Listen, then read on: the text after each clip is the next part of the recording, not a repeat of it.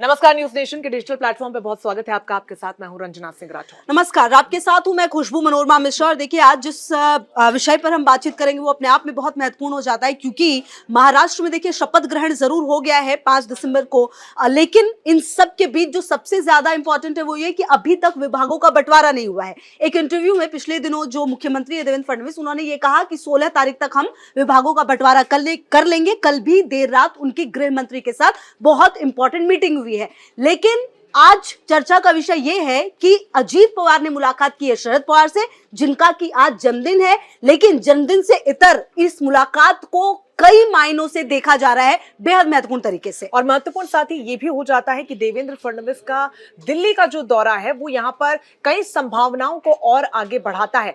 हालांकि इतना लंबा समय, और चूंकि खुशबू पहले हमने देखा था कि चुनावी नतीजे आने के 10 से 12 दिन लग गए जब सरकार का गठन हो पाया और मुख्यमंत्री के तौर पर एक नाम सामने आ पाया। तमाम कमोपेश कश्मकश जो चली है, अब कुछ वैसे ही कश्मकश मंत्रिमंडल के विस्तार में देखने को मिल रही है कि कौन सा पदभार किसको मिलेगा। देवेंद्र फडणवीस दिल्ली आते हैं और तमाम दिग्गज नेताओं से मुलाकात करते हैं, लेकिन सस्पेंस जो है वो अभी भी बरकरार है। हालांकि इससे पहले जिस तरीके की खबरें भी लगातार सामने आती रही हैं, फिर चाहे वो अजीत पवार गुट को लेकर हो और खास तौर पर एकनाथ शिंदे को लेकर, क्योंकि मुख्यमंत्री पद जो उन्होंने त्यागा उसके बाद से अब कयास लगाने लगे और जिस तरीके से संभावनाएं जताई जा रही थी कि उन्हें गृह मंत्रालय चाहिए, लेकिन उसके बाद जब वो डिप्टी सीएम बन गए, अब यहां से संभावनाएं उनके गृह मंत्रालय पास जाने के और भी ज्यादा कम हो जाती है। और चूंकि आंकड़े भी खुशबू कहते हैं कि जब वो मुख्यमंत्री भी रहे 2.5 साल के लिए, तब भी देवेंद्र फडणवीस के पास गृह मंत्रालय रहा, और उससे पहले 2014 में जब बीजेपी की सरकार थी तब भी देवेंद्र फडणवीस के पास ही गृह मंत्रालय था, और जब शिवसेना की भी सरकार बनी और जब उद्धव ठाकरे मुख्यमंत्री बने तब भी गृह मंत्रालय एकनाथ शिंदे के पास कम से कम नहीं रहा। तो संभावना यहां से और भी ज्यादा कम हो जाती है, लेकिन कई अन्य बड़े मंत्रालय हैं जिन पर नजर बनी रहेगी। और अब ये जो सस्पेंस कब ब्रेक होता है, हर किसी की निगाहें इसी पर। बिल्कुल। और देखिए, इन सब के बीच अजीत पवार का शरद पवार से मिलना अपने आप में महत्वपूर्ण इसलिए हो जाता है क्योंकि अजीत पवार वो शख्सियत है जिन पे आप जब उनके बारे में बात करते हैं तो आपको याद होना चाहिए कि अजीत पवार ने ही चाचा के हाथों से सत्ता छीनी थी। आपको ये याद होना चाहिए कि आज अजीत पवार बड़ी वजह है अगर शरद पवार की पार्टी जो एनसीपी है उसमें टूट हुई है। साथ ही साथ जो घड़ी निशान था वो भी अब अजीत पवार के पास है। तो इसीलिए आज चर्चा का विषय ये भी बहुत ज्यादा रहा कि अजीत पवार ने शरद पवार से क्यों मुलाकात की, क्योंकि देखिए विभागों का बंटवारा होना है। कलेश इस बात को लेकर जरूर है कि गृह मंत्रालय किसके पास जाए। देखिए, गृह मंत्रालय बहुत इंपॉर्टेंट इसलिए हो जाता है क्योंकि मुख्यमंत्री के बाद ये दूसरा सबसे बड़ा मंत्रालय माना जाता है। आप ये मानिए सेकंड सबसे ज्यादा आप ये मानिए कि पावरफुल जो पोजीशन है वो होगी गृह मंत्रालय, जिसके पास भी होगा। और जो गृह मंत्रालय है, रिपोर्टिंग होती है मुंबई पुलिस की गृह मंत्रालय को ही। तो कहीं ना कहीं जो है ये कलेश तो है ही कि गृह मंत्रालय किसको मिलेगा, लेकिन अजीत पवार का मिलना और उनका निकलने के बाद ये कहना कि साहब का आशीर्वाद लेने आया था।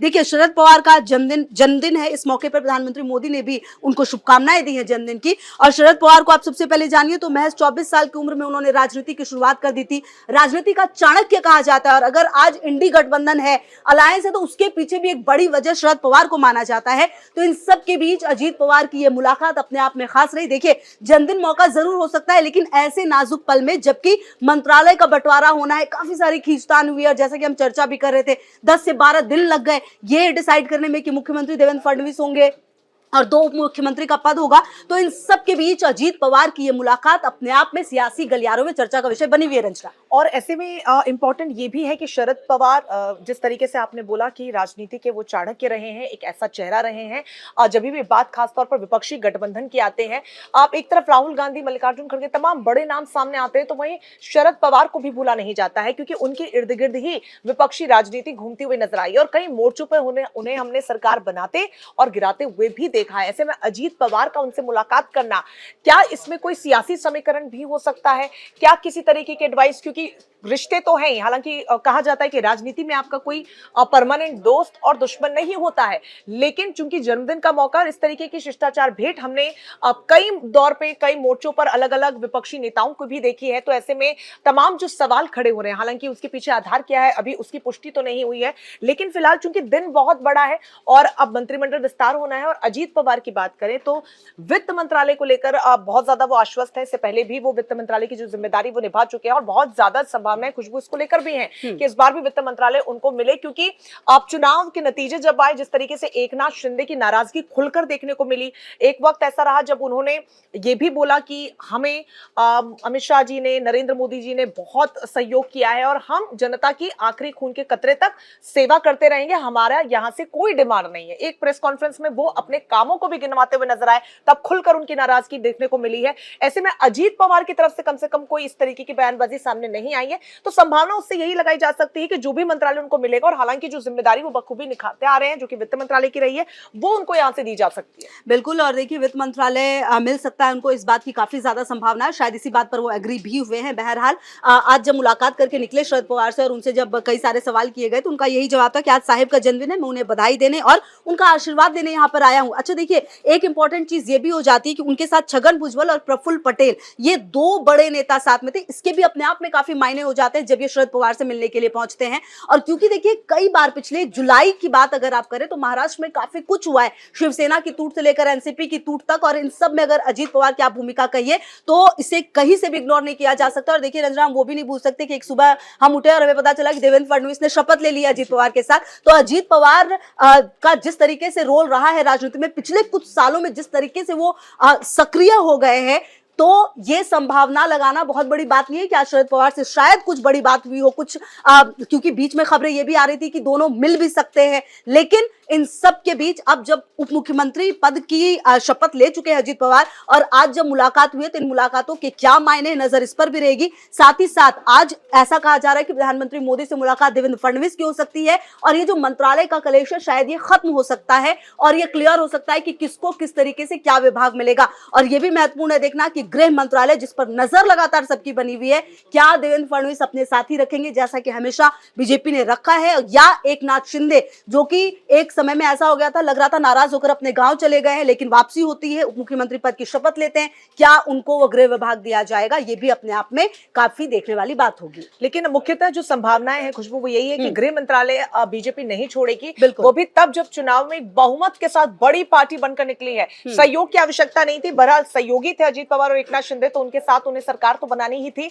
लेकिन ये मैसेजिंग जो है वो मुझे लगता है कि एकनाथ शिंदे, अजीत पवार, खासतौर पर एकनाथ शिंदे को पूरी तरीके से क्लियर है, और शायद यही वजह है कि वो डिप्टी सीएम के पद पर भी मान गए हैं। हालांकि बीच में खबरें लगातार सामने ये भी आई कि केंद्र में उनको जिम्मेदारी मिल सकती है, उनके बेटे को उप मुख्यमंत्री बनाया जा सकता है। लेकिन इन सबके इतर जो तस्वीर निकलकर सामने आई वो खुलकर सभी के सामने है। पूरे देश ने देखा कि उप मुख्यमंत्री की कुर्सी पर देवेंद्र फडणवीस उन्होंने साझा किया अजीत पवार के साथ, और मुख्यमंत्री माफ कीजिएगा एकनाथ शिंदे उप मुख्यमंत्री बने और देवेंद्र फडणवीस ने उनके सामने मुख्यमंत्री पद की शपथ ली। और चूंकि जब वो खुद, जैसे कि हमने जिक्र किया कि खुद भी जब मुख्यमंत्री थे तब भी गृह मंत्रालय वो नहीं ले पाए भारतीय जनता पार्टी से। जब आपने सरकार उनके साथ मिलकर बनवाई थी, आपने टूट उद्धव ठाकरे की शिवसेना से करके आप बीजेपी के साथ आए, तब भी आपको अगर गृह मंत्रालय नहीं मिला, तो यहां से जो संभावना एकदम न के बराबर हो जाती है कि गृह मंत्रालय वहां मिलेगा। और खासतौर पर खुशबू, जब हम महाराष्ट्र की राजनीति की बात करते हैं तो एक एपी सेंटर है गृह मंत्रालय। मुख्यमंत्री आप जरूर हो सकते हैं, लेकिन जिसके पास गृह मंत्रालय है वो सबसे ज्यादा पावरफुल है। इस बात को कम से कम भारतीय जनता पार्टी बखूबी समझती है,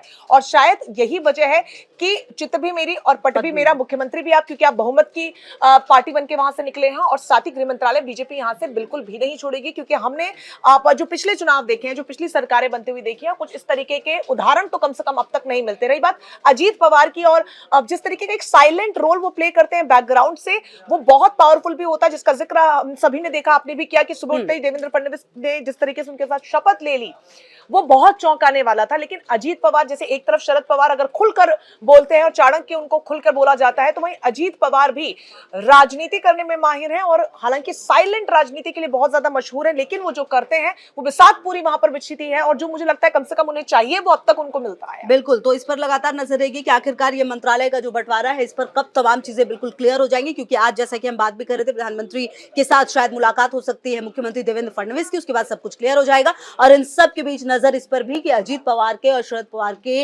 ये जो मुलाकात हुई उसके मायने क्या है। बहरहाल शरद पवार का जन्मदिन था, ये बात तो खुद क्लियर अजीत पवार ने कर ही दी है, लेकिन राजनीति में जो सिर्फ दिखता है उतना ही नहीं दिखता, उसके पीछे भी बहुत कहानी होती है, तो लगातार रहेगी नजर। न्यूज नेशन अब व्हाट्सएप पर खबरों के ताजा अपडेट के लिए न्यूज नेशन के इस क्यूआर कोड को स्कैन करें।